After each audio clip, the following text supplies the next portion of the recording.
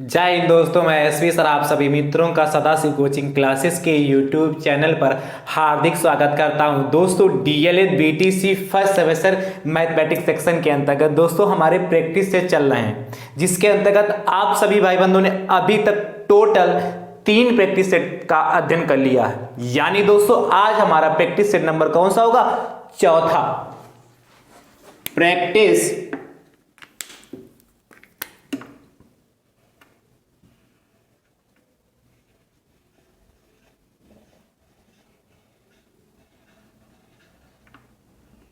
Set.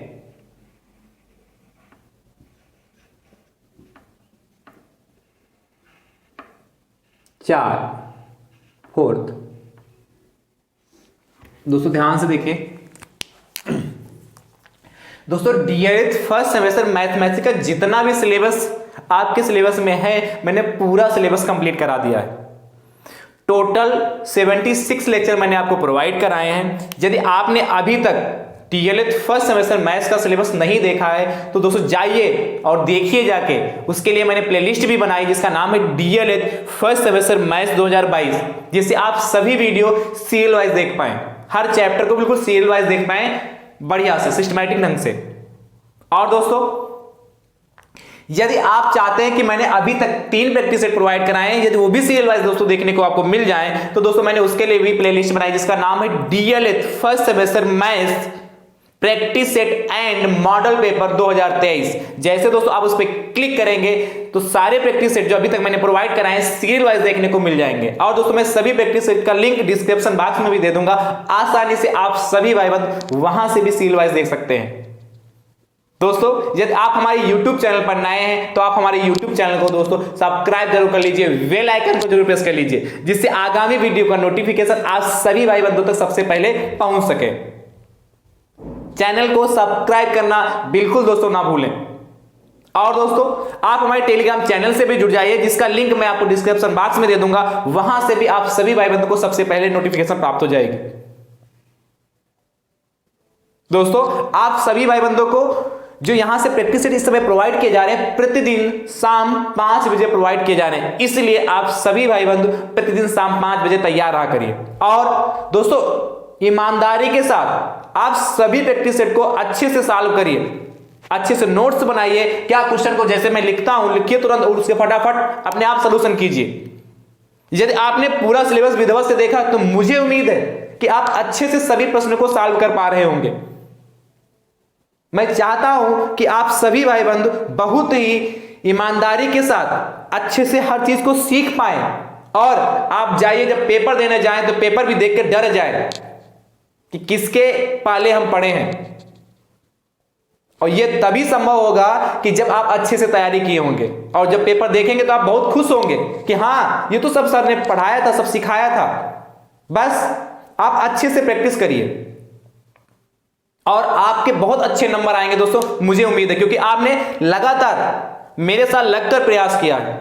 और जिन लोगों ने नहीं किया दोस्तों, अभी भी वक्त है, आप सचेत हो जाइए, चेत जाइए और अब इसी समय से लग जाइए और आप प्रैक्टिस करना स्टार्ट कर दीजिए।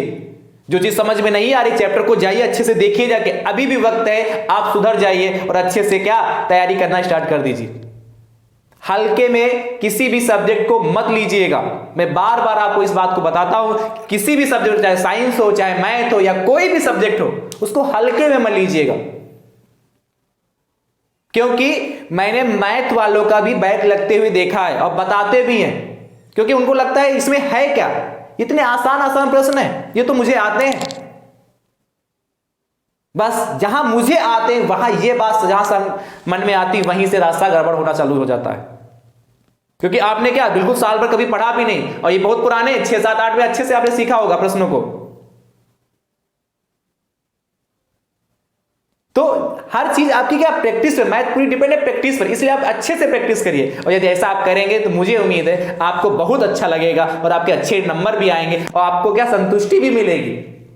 और जिन्हें मैथ नहीं आती है उन्हें मैथ भी अच्छे समझ में आने लगेगी, और मुझे उम्मीद है कि आपको आ भी रही होगी। आ रही ना दोस्तों, बताइए जिन्हें मैथ नहीं समझ में आती थी वो कमेंट करके जरूर बताइएगा, क्या मैंने जो मेहनत की है वो सफल हो रही है कि नहीं हो रही। जो मैंने आप लोगों को सिखाने का प्रयास किया है, आपने मेरे साथ लगकर जो मेहनत की है वो साकार हो रही कि नहीं हो रही। आपका कमेंट हमें मोटिवेट करता है, मेरा हौसला बुलंद करता है कि हाँ, मेरे द्वारा सिखाए हुए भाई बंधु जो मैं सिखा रहा हूं और जो आप मेरे साथ लगकर सीख रहे हैं, मुझसे डबल मेहनत कर रहे हैं, कुछ फायदा हो रहा है कि नहीं हो रहा, कुछ सीख पा रहे हैं कि नहीं सीख पा रहे हैं। और मुझे उम्मीद है आप जरूर कमेंट करके बताएंगे। चलिए दोस्तों, आज की क्लास का प्रश्न संख्या पहला दोस्तों देखते हैं। बहुत अच्छा प्रश्न दोस्तों है। कहता है पार्श्व चित्र में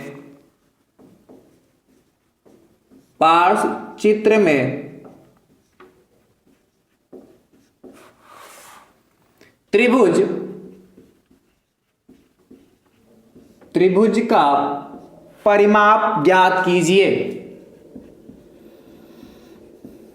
त्रिभुज का परिमाप ज्ञात कीजिए। दोस्तों ध्यान से देखिए, यदि इसी में कह रहा है यदि a बराबर 3 और गामा b बराबर 2, ठीक है, और चित्र भी दोस्तों एक बना है, प्रश्न में ही दोस्तों चित्र बना है। दोस्तों यह हमारा 2a माइनस b सेंटीमीटर है एंड यह मेरा 3a माइनस b सेंटीमीटर है और यह दोस्तों a प्लस b सेंटीमीटर है। यह चित्र बना हुआ है। क्या कहा? पार्श्व चित्र में त्रिभुज का परिमाप ज्ञात कीजिए यदि a बराबर 3 और b बराबर 2। दोस्तों यह चित्र बना हुआ है, हमें परिमाप ज्ञात करना है। दोस्तों मैंने कहा था चाहे परिमित कहे, चाहे परिमाप कहे, चाहे पेरीमीटर कहे, तीनों का मतलब एक ही है। परिमित और परिमाप का मतलब एक ही है और परिमित परिमाप दोनों का मीन क्या है? एक ही है। और पेरीमीटर दोस्तों क्या है? उसको इंग्लिश में कहते हैं। दोस्तों ध्यान से समझिए, मैंने कहा था किसी भी आकृति का यदि आपको परिमाप ज्ञात करना है, परिमित उसकी फाइंड करनी, तो दोस्तों उसकी सभी भुजाओं की लंबाइयों को आपस में ऐड कर देते हैं। जिस भी आकृति का दोस्तों हमें परिमाप ज्ञात करना होता है, उसकी सभी भुजाओं की लंबाइयों को आपस में ऐड कर देते हैं। जैसे दोस्तों यार त्रिभुज का परिमाप निकालना है तो त्रिभुज की ये भुजा प्लस त्रिभुज की ये भुजा प्लस ये त्रिभुज की भुजा, तीनों भुजाओं को आपस में ऐड कर देते हैं। दोस्तों ध्यान से देखिए, कितना बना था, मैं इसका नाम भी दे रहा हूं, A, B और C, नाम भी मैंने दे दिया। और दोस्तों लिखिएगा त्रिभुज, दोस्तों क्या दिया, चाहे तो लिख सकते थोड़ा और अच्छा सा, तो दिया है भी लिख सकते हैं। दिया है क्या देखा है दोस्तों? AB बराबर कितना, यदि AB नाम दे दिया हमने तो AB कितना 2a माइनस b सेंटीमीटर। और दोस्तों BC वाला कितना हो गया? 3a minus b centimetre. और दोस्तों CA कितना हो गया? a plus b centimetre. और दोस्तों दे रखा क्या? a बराबर 3 एंड तथा b बराबर दोस्तों 2 दे रखा। इतना आपको दिया है। दोस्तों आपको पता है किसी भी आकृति का परिमाप कैसे निकालते हैं? त्रिभुज का परिमाप, तो कोई भी आकृति हो चाहे त्रिभुज का परिमाप, उसकी सभी भुजाओं की लंबाइयों को ऐड कर देते हैं। यानी दोस्तों क्या हो जाएगा? AB प्लस का BC और प्लस का क्या? CA। फटाफट सबकी वैल्यू पता है। AB कितना दोस्तों? 2a माइनस b है कि नहीं? तो 2a माइनस b हो गया, ठीक, प्लस BC दोस्तों कितना? 3a माइनस b है कि नहीं? तो 3a माइनस b हो गया, प्लस CA दोस्तों कितना? a प्लस b, तो a प्लस b हो गया। फटाफट दोस्तों इसको सॉल्व कर लेते हैं। तो ब्रैकेट हटा देते हैं दोस्तों, 2a माइनस b प्लस का 3a माइनस b प्लस का a प्लस b, ठीक, ब्रैकेट हटा दिए सारे। अब दोस्तों देखिए सजाती पदों को साथ में रखते हैं, तो 2a यहां का 3a और प्लस का a, दोस्तों कितना हो जाएगा? ध्यान से देखिए, चाहे तो साथ में सॉल्व कर लीजिए या साथ में रख लीजिए, 2a प्लस का 3a और प्लस का a। अब दोस्तों क्या बचा? माइनस का, सॉरी यहां क्या हो जाएगा? माइनस का माइनस का बी बचा जाके, और ये माइनस का बी और प्लस का बी बचा जाके, ये तो बचा। अब दोस्तों क्या इसको सॉल्व कर लेते हैं और इसको, तो दोस्तों ध्यान से देखिए 2a प्लस 3a कितना 5a हो गया और प्लस एक ये एक एक a ये हो गया, तो कितना होगा 6a हो गया, होगा कि नहीं होगा। और माइनस का भी, अच्छा यहां देखिए एक माइनस का भी प्लस का भी, तो माइनस का भी प्लस का भी कैंसिल होगा, जीरो हो गया, क्या बचा खाली माइनस का बी बचा रखे। ये बात समझ पाए कि नहीं, क्या माइनस का भी था, यहां एक माइनस का भी यहां एक प्लस का भी, तो माइनस का भी प्लस का भी कैंसिल हो जाएगा, चाहिए तो काट दीजिए, कैंसिल हो जाएगा, तो खाली माइनस का बी ही तो बचेगा, है कि नहीं। जैसे लिखा हो माइनस का 2 प्लस का 2, तो माइनस के 2 में से प्लस का 2 जाएगा, जीरो ही तो बचेगा, वही यहां भी है माइनस का भी प्लस का भी जीरो होगा, तो माइनस का बी ही तो बचा, राइट। आप दोस्तों ध्यान से देखिए कितना तो दोस्तों हमारा आ गया, त्रिभुज का परिमाप कितना 6a माइनस 20 सेंटीमीटर आ गया हमारा, सेंटीमीटर ही आ गया कि नहीं। आप दोस्तों चाहिए क्या कहा था, यदि दिया है दोस्तों, क्या यदि क्या कहा था, a बराबर कितना 3 तथा b बराबर 2, वैसे आपको वही दे रखा था, यहां लिखने की जरूरत है नहीं। तो दोस्तों ध्यान से देखिए त्रिभुज का परिमाप पेरीमीटर ऑफ ट्रायंगल, दोस्तों फिर से लिखिएगा त्रिभुज का परिमाप बराबर, दोस्तों ध्यान से देखिए 6, तो 6 होगा, a के साथ में दोस्तों हमारा कितना है 3, तो 3 हो गया, और माइनस b के साथ कितना 2, तो 2 हो गया। दोस्तों सॉल्व कर लीजिए, 6 की मल्टीप्लाई 3 से, तो पार्ट मान जानते ही 6 की मल्टीप्लाई 3 से होगा कितना 18, ये मत कर दीजिएगा, ये मत करिएगा कि क्या 3 में से 2 को घटाते हैं 1 कर दिया और 6 गुणे 1 कर दिया 6, गलत हो जाएगा, बाउट मास याद रखिएगा, है कि नहीं, BODMAS, कल के भी प्रैक्टिस में मैंने बताया था। तो दोस्तों कितना 6 3 18 हो गया और माइनस का 2, यानी दोस्तों कितना हो गया हमारा 18 में से माइनस का 2 जाएगा कितना 16 सेंटीमीटर। चलो ये दोस्तों मैं इस साइड में आंसर लिखे दे रहा हूं, अतः त्रिभुज, नाम भी देना चाहिए, नाम तो हमने दे ही दिया था, लिखना चाहिए ABC का परिमाप बराबर दोस्तों कितना हो गया 16 सेंटीमीटर, 16 सेंटीमीटर, और ये दोस्तों हमारा क्या है फाइनल आंसर आ गया।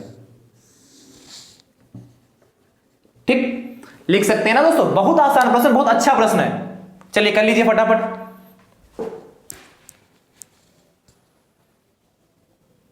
चलिए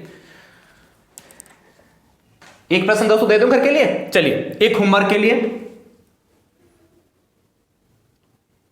सेकंड नंबर कहता है पार्श्व चित्र में त्रिभुज का परिमाप ज्ञात कीजिए यदि a बराबर 5 और b बराबर 3, यहां मैं चेंज भी कर दे रहा हूं दोस्तों, 3a माइनस का b 2a माइनस का b प्लस का a प्लस का 2b, और यहां दोस्तों है हमारा माइनस का 3b, ठीक है।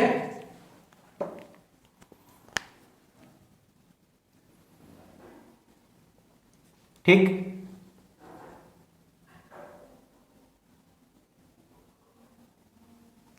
तो दोस्तों इस प्रश्न का उत्तर दोस्तों आप कमेंट बॉक्स में जरूर दीजिएगा, मैंने डिस्टेंस चेंज कर दी है, इस प्रश्न को लिख लीजिए और इसका परिमाप दोस्तों निकालकर उत्तर कमेंट बॉक्स में जरूर दीजिएगा, क्योंकि आपका यह सबूत रहेगा कि मुझे लगेगा कि आप प्रैक्टिस कर रहे हैं, आप सक्रिय हैं, और आपकी सक्रियता मुझे क्या काफी खुश करती है कि हाँ हमारे साथ हमारे भाई बंधु लगे हैं, हमारे मित्र हमारे साथ प्रैक्टिस कर रहे हैं। ठीक है, चलिए अगला प्रश्न दोस्तों देखते हैं, प्रश्न संख्या 3।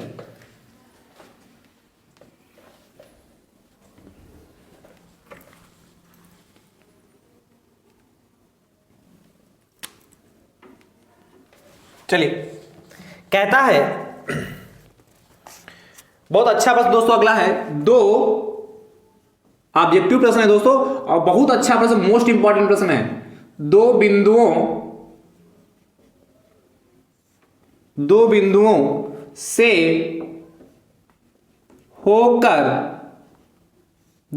से होकर जाने वाले वृत्तों की संख्या होगी, दो बिंदुओं से होकर जाने वाले वृत्तों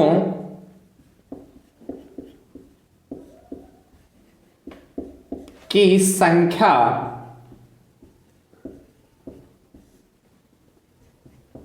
होगी, वृत्तों की संख्या होगी। दोस्तों ध्यान से देखिए, ऑप्शन भी दे रखे हैं इसके।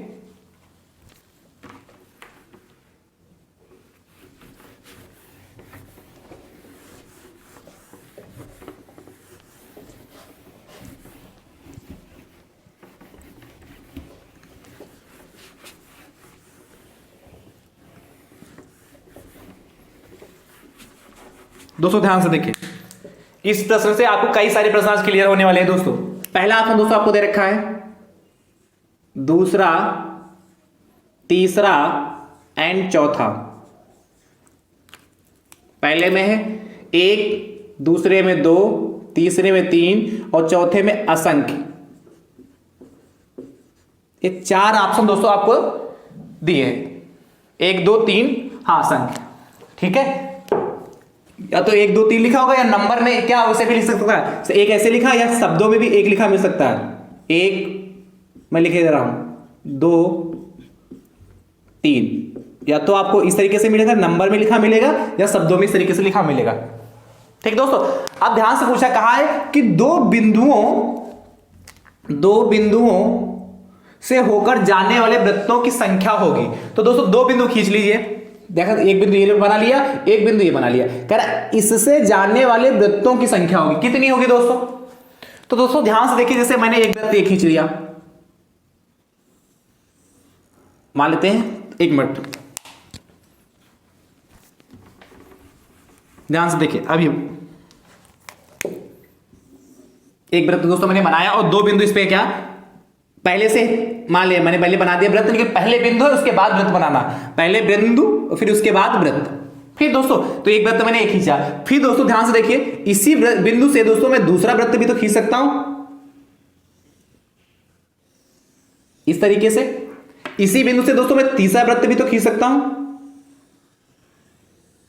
इस तरीके से। इसी बिंदु से मैं चौथा वृत्त भी खींच सकता हूं कि नहीं खींच सकता हूं दोस्तों, ध्यान से देखिए। अरे लग भले नहीं रहा हो,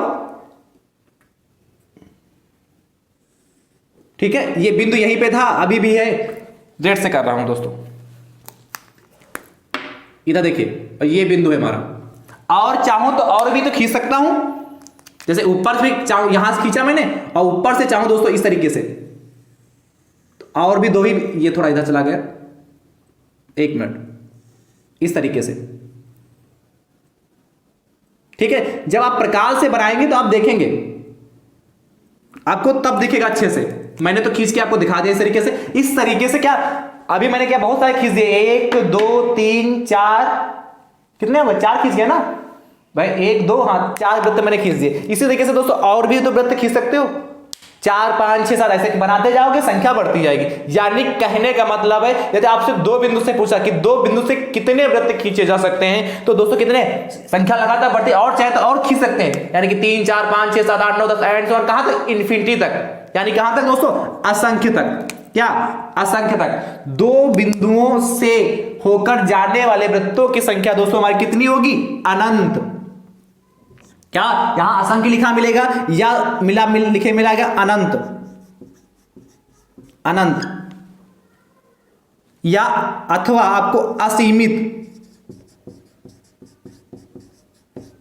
मतलब जिसकी कोई सीमा ना हो, असंख्य, अनंत, असीमित, इस तरीके से आपको यहां पे देखने को मिलेगा। यानी कि 2 बिंदुओं से होकर जाने वाले वृत्तों की संख्या यदि आपसे पूछता है तो आप क्या बताएंगे, अनंत होगी, जैसे मैंने आपको बना के दिखाया। इसी प्रकार दोस्तों ध्यान से देखिए, आपसे 2 बिंदुओं से पूछेगा तो आप क्या लिखेंगे, अनंत। इसी प्रकार यदि आपसे पूछे 1 बिंदु से जाने वाले वृत्तों की संख्या कितनी होगी, क्या 1 बिंदु से, तो दोस्तों यह एक पॉइंट हमारा हो गया, एक बिंदु का। अब इससे क्या आप चाहे जितने वृत्त चाहे खींच सकते हैं, जैसे यही पॉइंट हमारा है, फिर इससे जितने वृत्त चाहे इससे भी तो खींच सकते हैं इस तरीके से, है कि नहीं, बहुत सारे, जैसे मैंने 5 खींच के आपको दिखा दिया, और चाहे तो खींच सकते हैं, पॉइंट तो नहीं छिपा, ये वाला देखिए, ये वाला। यानी कहने का मतलब है दोस्तों क्या चाहे आपसे एक बिंदु से पूछे, जैसे यहां लिखा था दो बिंदुओं से होकर जाने वाले वृत्तों की संख्या होगी, या आपसे पूछ सकता है एक बिंदु से होकर जाने वाले वृत्तों की संख्या। तो चाहे आपसे दो बिंदु से होकर जाने वाले वृत्तों की संख्या पूछे, दो या एक बिंदु से पूछे, एक बिंदु से पूछे, या तथा क्या, या दो बिंदु से पूछे। चाहे आपसे एक बिंदु से पूछे या दो बिंदु से पूछे, दोनों कंडीशन में, एक बिंदु से दो बिंदु से, दोनों कंडीशन में दोस्तों हमारे वृत्तों की संख्या कितनी होगी? वृत्तों की संख्या दोस्तों कितनी होगी? अनंत होगी। कितनी? अनंत, अपरिमित। क्या? अपरिमित, असंख्य, अनंत, असीमित या अपरिमित, जिसकी कोई संख्या नहीं, जिसको हम गिन नहीं सकते। तो चाहे एक बिंदु से कहे पूछे कितने वृत्त खींचे जा सकते हैं, या दोस्तों आपसे कहे दो बिंदु से कितने वृत्त खींचे जा सकते हैं, तभी आप कहोगे क्या? अनंत खींचे जा सकते हैं। कितने? अनंत। और दोस्तों पूछ सकता है कि तीन बिंदु से, एक दो तीन, तीन बिंदु से कितने वृत्त खींचे जा सकते हैं। तो दोस्तों ध्यान से देखिए, यदि आपसे तीन बिंदु कहता है, चार बिंदु कहता है, पांच बिंदु कहता है, छह बिंदु कहता है, और उसमें कंडीशन ये भी लगा होगा कि ये तीन बिंदु संरेख हैं। संरेख का मतलब क्या होता है? यदि एक ही लाइन में है, संरेख का मतलब क्या? एक ही लाइन में, कोलिनियर। तो यदि दोस्तों संरेख है तो एक ही लाइन में है, कहने का मतलब है तीन होगा, चार होगा, पांच होगा। यदि तीन बिंदु संरेख हैं तो उनसे कितने वृत्त खींचे जा सकते हैं? तो दोस्तों ध्यान से देखिए, यदि तीन बिंदु संरेख है तो उनसे एक भी वृत्त नहीं खींचा जा सकता है। चाहे तीन बिंदु कहे, चाहे चार बिंदु भी कहे, चाहे पांच बिंदु कहे, चाहे जितने भी बिंदु कहे, मतलब दो से अधिक बिंदु कहता है, तीन चार पांच छह सात आठ नौ 10 एंड सो ऑन इन्फिनिटी तक। और संरेख कहता है सभी बिंदु क्या है? संरेख है। तो दोस्तों उनसे एक भी वृत्त नहीं खींचा जा सकता। क्यों दोस्तों? यहां से खींचोगे तो दो ही बिंदु शामिल होंगे भाई। यदि इन दो बिंदुओं से खींचो तो यहां पे शामिल होगा, यदि इसको लेते हो तो ये बाहर, ये अंदर आ जाएगा पॉइंट भाई। इससे यदि वृत्त खींचे, ये तो आप समझ गए ना। तो दोस्तों दो ही बिंदु तो शामिल होंगे हमारे पास। और यदि दोस्तों क्या इसको लेके खींचेंगे, ये तो अंदर आ गया। और यदि हम क्या भाई तीन बिंदु कैसे शामिल कर, तीन बिंदु से कैसे वृत्त खींचोगे? नहीं खींच सकता ना। इसलिए तीन चार पांच छह कहे संरेख बिंदु है, तीन बिंदु संरेख हैं, तो उनसे बताइए वृत्तों की संख्या कितनी होगी? तो आप वो कहेंगे जीरो होगी, एक भी वृत्तों की संख्या नहीं खींच सकते हैं। चार बिंदु संरेख हैं, यदि चार बिंदु संरेख हैं तो उससे होकर जाने वाले वृत्तों की संख्या कितनी होगी? जीरो, एक भी वृत्त नहीं खींचा जा सकता। इसी प्रकार कह सकते हैं यदि पांच बिंदु संरेख है, मतलब संरेख का मतलब एक ही लाइन में है। जैसे हमने क्या किया, तीन पॉइंट खींचा। ध्यान समझिए, मैं इसलिए समय ले रहा हूं जिससे क्या हो, कैसा भी प्रश्न यदि इस टाइप से आता आप तो जरूर कर ले। चार बिंदु संरेख है तो एक भी नहीं खींचा जा सकता। दूसरी कंडीशन दोस्तों यहां से कह सकता है, ध्यान समझिए, यदि मैं अभी पॉइंट इसको लिख भी दे रहा हूं, नोट करके लिख लीजिएगा इस पॉइंट को। मैंने यहां पे लिख दिया, इसको भी लिखवा दे रहा हूं। चलो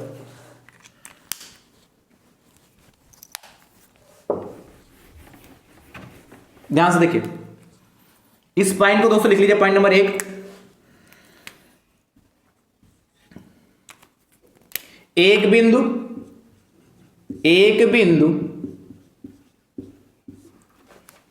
या तथा कर लो, तथा दोनों बिंदु, दो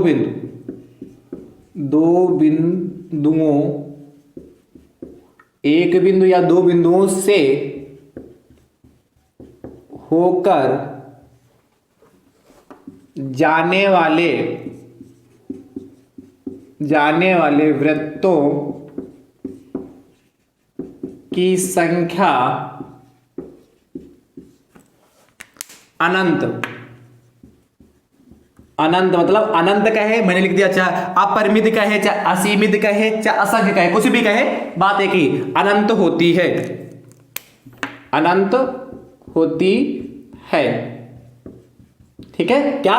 एक बिंदु तथा दो बिंदु से होकर जाने वाले वृत्तों की संख्या अनंत होती है। चाहे एक बिंदु कहे या दो बिंदु कहे, तथा मैंने लगा दिया, इसका मतलब समझिएगा एक बिंदु से कहे या, चले तथा हटा ही देता हूं, आप कहेंगे सर अब सही है, एक बिंदु या दो बिंदु से होकर जाने वाले, एक बिंदु से भी कहे या दो बिंदु से, किसी से भी कहेगा, आंसर क्या? अनंत ही आएगा। दोस्तों ध्यान से दूसरा समझिए पॉइंट क्या है।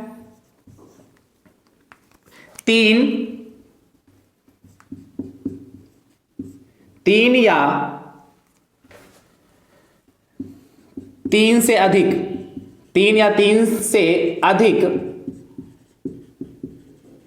3 या 3 से अधिक संरेख, 3 या 3 से अधिक संरेख मतलब कोलिनियर संरेख बिंदुओं से, संरेख बिंदुओं से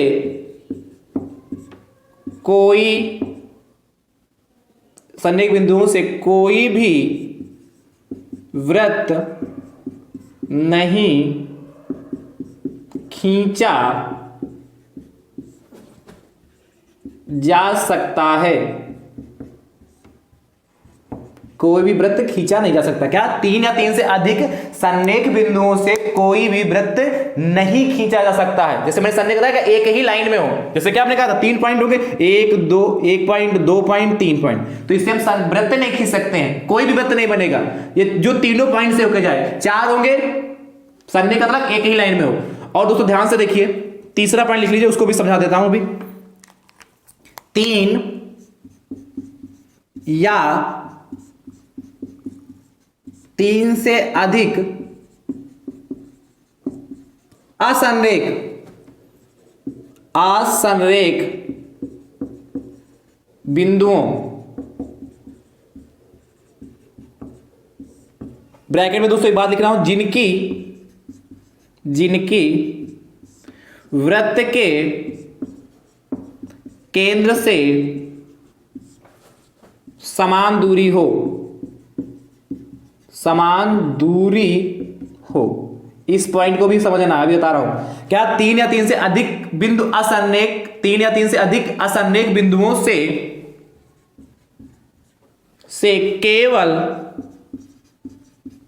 केवल एक वृत्त खींचा जा सकता है। इस पॉइंट को भी समझिए दोस्तों। क्या? 3 या 3 से अधिक असंरेख बिंदुओं जिनकी वृत्त के केंद्र से समान दूरी हो से केवल एक वृत्त खींचा जा सकता है। जैसे दोस्तों क्या हमने कहा 3 या 3 से अधिक असंरेख बिंदु, एक रेखा में ना हो। जैसे ध्यान समझिए, जैसे ये मैंने खींच लिया, थोड़ा पहले ही बना ले रहा हूं, पॉइंट बाद में बनाऊंगा।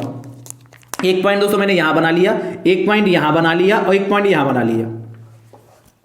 तो दोस्तों या अब देखिए 3 पॉइंट तो है, हमने संरेख तो नहीं है, संरेख होते तो सीधी लाइन में होते, तो यहां से तो एक वृत्त खींच सकते, बट कंडीशन क्या है, यहां जो वृत्त का सेंटर है इसकी, इस पॉइंट की भी डिस्टेंस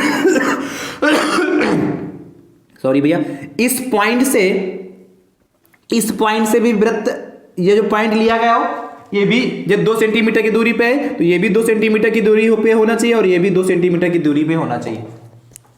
यदि ऐसे है, क्या मतलब ये पॉइंट है, यदि मान लेते ए पॉइंट है, ये पॉइंट दोस्तों हमारा बी पॉइंट है और ये पॉइंट हमारा सी है, तो ये दोस्तों तीनों पॉइंट हमारे ए बी सी, तीनों पॉइंट दोस्तों हमारे वृत्त के केंद्र से समान दूरी पे होने चाहिए। यदि 4 पॉइंट है तो चारों पॉइंट दोस्तों, ये चौथा पॉइंट यहां पर है तो डी है, वो भी वृत्त से समान दूरी पे हो, तब जाके उन पॉइंटों से दोस्तों, तब जाके उन पॉइंटों से एक वृत्त खींच सकते हैं। तो उसमें लिखा होगा, जब भी आपसे ऐसा प्रश्न पूछेगा, वैसे तो आपसे पॉसिबिलिटी 2 प्रश्न पूछ सकता है, या तो पूछेगा एक बिंदु या दो बिंदु से होकर जाने वाले वृत्तों की संख्या कितनी, अनंत, तो कहोगे यार एक बिंदु से कहें तब भी अनंत कहेंगे, 2 बिंदुओं से कहेंगे तब भी अनंत कहेंगे। और यदि आप पूछे 3 या 3 से अधिक संरेख बिंदु, या कहेंगे 3 बिंदु यदि संरेख है तो उनसे खींचे जाने वाले वृत्तों की संख्या होगी 0 1 2 3 अनंत, तो आप क्या करेंगे 0 होगी। और यहां जब पूछेगा तो कहेगा 3 बिंदु असंरेख हैं जिनकी वृत्त के केंद्र,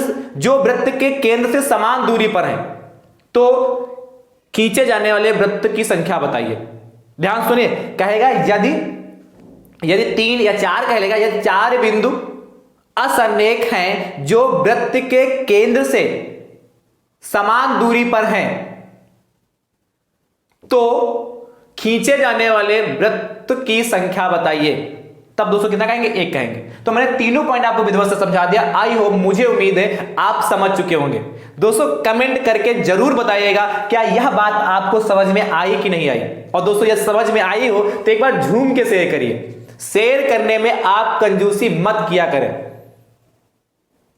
जिससे क्या हो और भाई बंधों का भी फायदा हो सके। कहते हैं कर भला तो हो भला, इसलिए ईमानदारी के साथ आप सभी भाई बंधु शेयर भी करते रहिए। चलिए दोस्तों अगले प्रश्न की ओर चलते हैं। तो दोस्तों कमेंट बॉक्स में इसका उत्तर जरूर बताइएगा, मतलब उत्तर कहने का मतलब क्या, ये समझ में आया कि नहीं आया। दोस्तों बहुत अच्छे से बताइएगा दोस्तों, मुझे उम्मीद है आप बताएंगे कि हाँ सर समझ में आया कि नहीं आया, कहां पर दोस्तों अच्छा टॉपिक है कि नहीं, ये बहुत अच्छा टॉपिक है, यहां से कई सारे प्रश्न बन सकते हैं, इसीलिए मैंने क्या इसको विधिवत से सॉल्व भी करा दिया। चलिए प्रश्न संख्या दोस्तों 4 की ओर चलते हैं।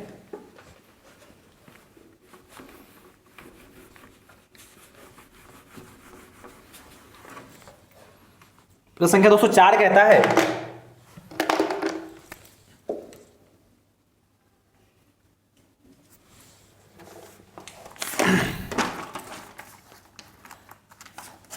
एक दुकानदार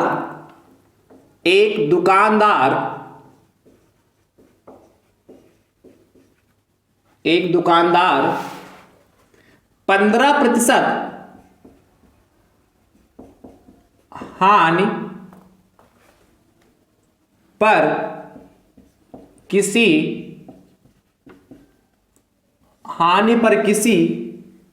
वस्तु को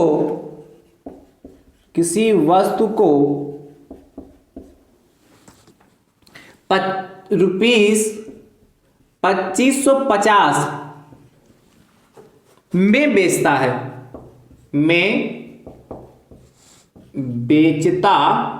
है, आगे दोस्तों आपसे कहता है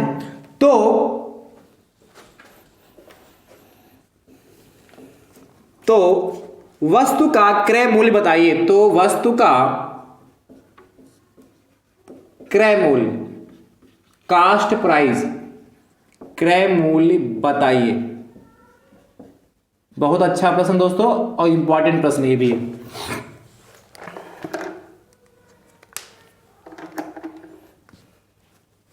दोस्तों ध्यान से देखिए, इसको रख कर रहा हूं, तो मुझे उम्मीद है ये पॉइंट आपको क्लियर हो चुके होंगे।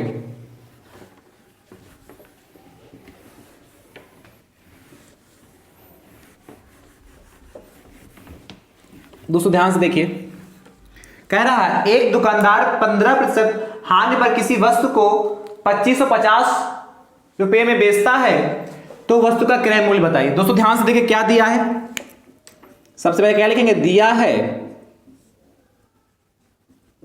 क्या 15% हानि प्रतिशत हानि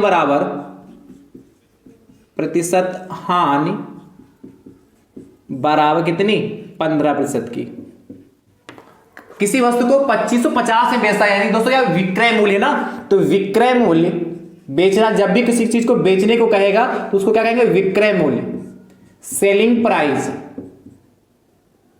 कितने के ₹2550। और दोस्तों इस प्रश्न को पूछा है भव्या त्रिवेदी जी ने, और यह दोस्तों प्रश्न लेक्चर नंबर जो मैंने चैप्टर 7 पढ़ाया था उसके लेक्चर नंबर 9 में क्वेश्चन नंबर 60 मैंने होमवर्क के लिए दिया था। क्या चैप्टर 7 का लेक्चर नंबर 9 में क्वेश्चन नंबर 60 था, जिसको मैंने होमवर्क में दिया था, और भव्या त्रिवेदी जी ने इसको पूछा है। ठीक है, तो ध्यान से देखिएगा दोस्तों।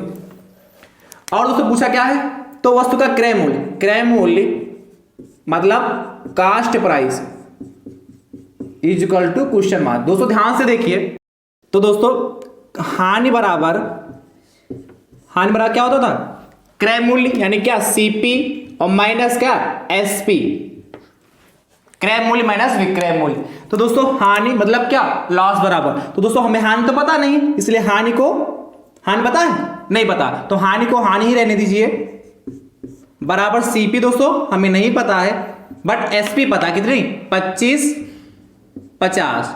कितनी बात क्लियर हो गई दोस्तों। आप पहले से जानते हैं कि प्रतिशत हानि बराबर या हानि प्रतिशत, क्या प्रतिशत हानि लिखे हैं या हानि प्रतिशत बराबर दोस्तों क्या होता है, हानि इंटू 100 अपान दोस्तों कितना होता है, क्रय मूल्य, मतलब चलिए लिख देता हूं क्रय मूल्य कास्ट प्राइस। दोस्तों ध्यान से देखिए, प्रतिशत हानि हमें पहले से पता कितनी 15 है, तो यह कितना कर दिया 15 बराबर हानि दोस्तों हमारे पास कितनी, हानि के स्थान पर दोस्तों ध्यान से देखिए, जहां हानि उसके समय सीपी माइनस 2550 लिख सकते कि नहीं, भाई जहां हान है उसके साथ लिख सकते कि नहीं, तो CP माइनस 2550 2550 ब्रैकेट में इंटू 100 अपान क्रय मूल्य के साथ दोस्तों CP लिख सकते हैं ना।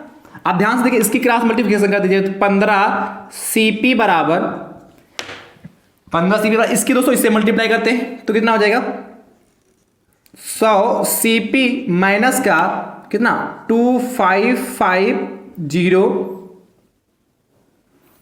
और 0। थोड़ा और आसान हो सकता, चलिए इस तरीके से कर लीजिए, या थोड़ा और आसान हो सकता था, चलिए ठीक है ये भी सही। क्या क्या 100 की हमने अंदर मल्टीप्लाई कर दिया, 100 CP माइनस कितना 2550। अब दोस्तों ध्यान से देखिए, जो अब इसमें से क्या करेंगे, यहां भी 15 CP है, यहां कितना 100 CP, तो इसको इधर उठा लो, उसको उधर ले जाएं। तो दोस्तों ध्यान से देखिएगा, क्या क्या इसको इधर लाते हैं उठा के, उसको बराबर के उधर ले जाते हैं, तो कितना हो जाएगा 25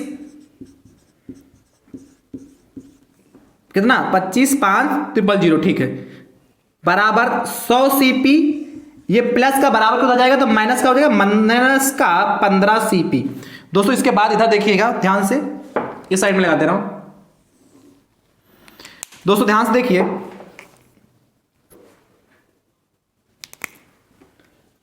टू 255000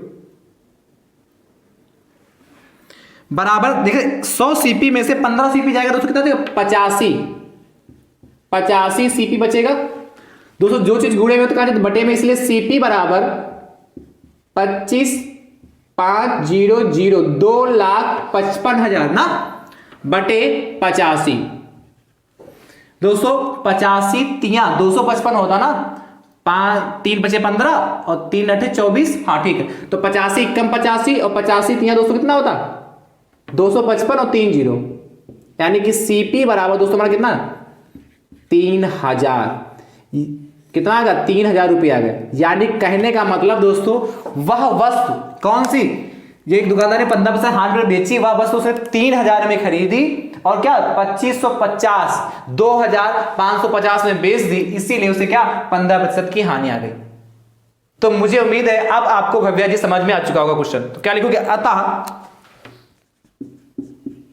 क्या पूछा था, वस्तु का क्रय मूल्य, अतः वस्तु का क्रय मूल्य बराबर कितना ₹3000। और दोस्तों यहां हमारा आंसर आ चुका।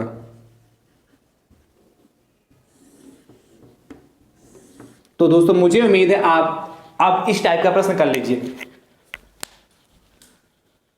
चलिए दोस्तों एक प्रश्न और देख लेते हैं,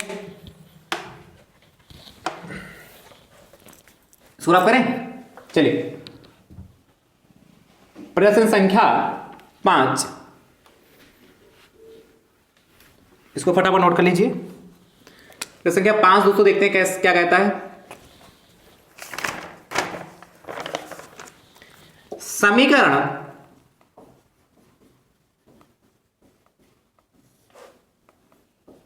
थ्री एक्स माइनस का 5 बराबर x प्लस 3 को हल कीजिए,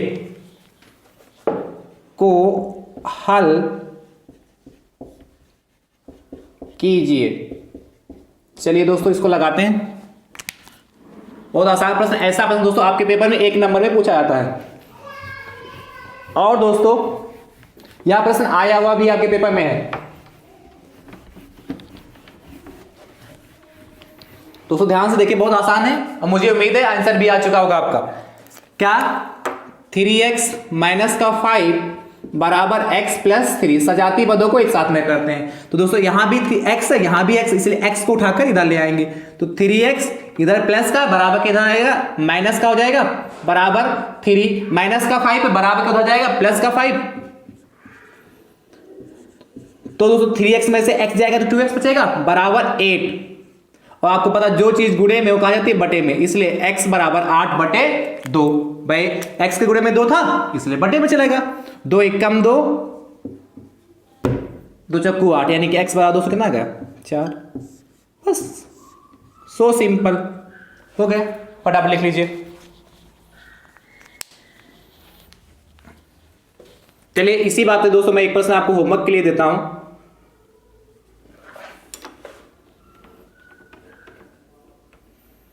15x माइनस का 8 बराबर